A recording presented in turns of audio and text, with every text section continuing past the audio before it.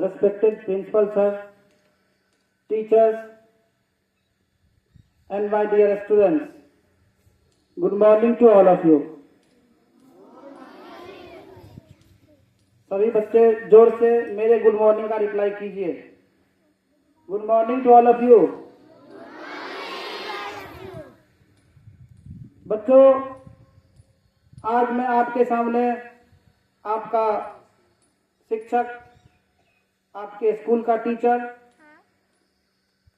आपके सामने मुखातिब हूँ, आप लोगों से ही कुछ बातें करने के लिए.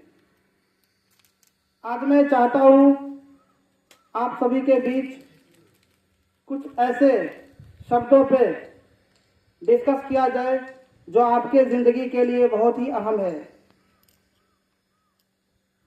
जैसा कि हम जानते हैं कि हमारे जिंदगी में एक वर्ड है जो है प्रैक्टिस. कितने बच्चे ये जानते हैं कि प्रैक्टिस का मतलब क्या होता है? बच्चों, आपको बोलना है I am talking to all of you. आप लोगों को जवाब देना है. कितने बच्चे जानते हैं प्रैक्टिस का मतलब क्या होता है? बोलिए. जो जानते हैं कि प्रैक्टिस का क्या अर्थ होता है, क्या मतलब होता है, प्रैक्टिस का क्या मायने हैं, तो आप हाथ उठा सकते हैं. अगर आप हाथ नहीं उठाते हैं, it means you are not understanding the meaning of practice. कोई नहीं?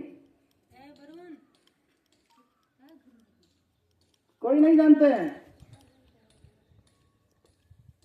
तो बच्चों, ये हमारे लिए बहुत ही जरूरी है कि हम ये समझें कि प्रैक्टिस क्या है.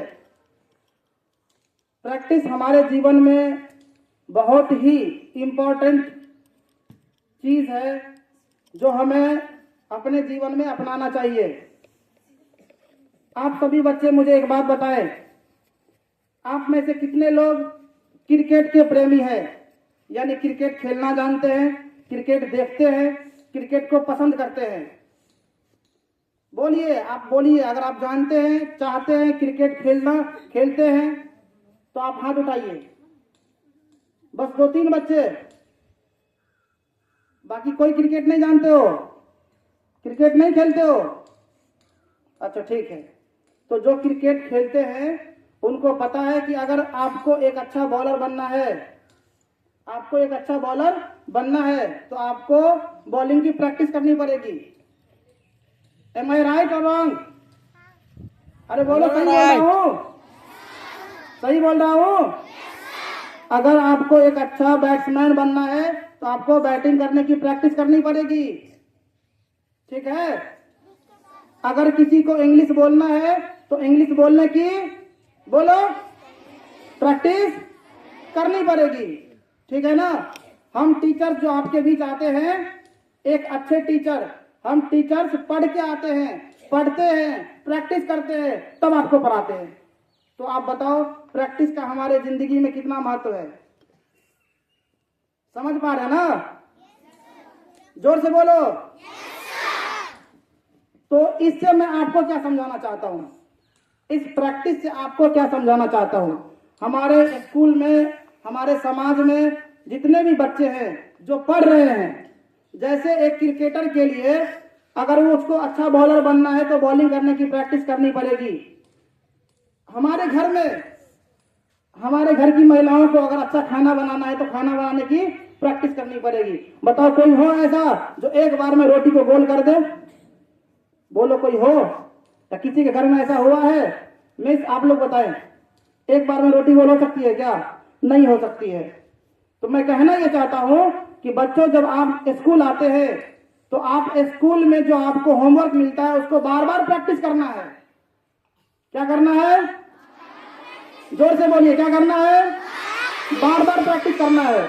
अगर आप बार बार प्रैक्टिस नहीं करेंगे, आप उस चीज को भूल जाएंगे, और जब आप भूल जाएंगे तो आप फिर एग्जाम में उस चीज को नहीं लिख पाएंगे, और जब नहीं लिख पाएंगे तो आप क्या पाएंगे? बताइए. विल यू गेट सक्सेस और विल यू गेट अनसक्सेस? बोलिए, क्या पाएंगे आप? अनसक्सेस पाएंगे, असफलता हाथ लगेगी. इसलिए मेरे बच्चों, प्यारे बच्चों, आप समझो, आपको मैं प्रैक्टिस शब्द का अर्थ समझाना ये चाहता हूं कि जब आपकी क्लास होती है तो आप उस पढ़ाए हुए चीज को, जैसे मान लीजिए कि आपको इंग्लिश पढ़ाई गई है, ठीक है, तो इंग्लिश में क्या होता है बताइए कोई। इंग्लिश अगर किसी को बेहतर करना है तो उसको क्या करना पड़ेगा? कोई नहीं, प्रैक्टिस। अब हर बात में प्रैक्टिस मत बोलो, सोच के बोलो। कोई बता सकता है क्या कि अगर किसी को इंग्लिश ठीक करना है, इंग्लिश ठीक करने का मतलब, इंग्लिश इज अ लैंग्वेज, और लैंग्वेज क्या है? बोलने से आती है, क्योंकि लैंग्वेज बोलने की चीज है, और अगर आप उसको बोलने की प्रैक्टिस नहीं करेंगे तो आपकी इंग्लिश कभी ठीक नहीं होगी। लेकिन शुरू में आपको क्या करना पड़ेगा? At first what you have to do? Can anyone give the answer of this question? बताइए। नहीं पता ना? अरे बोलो, पता है?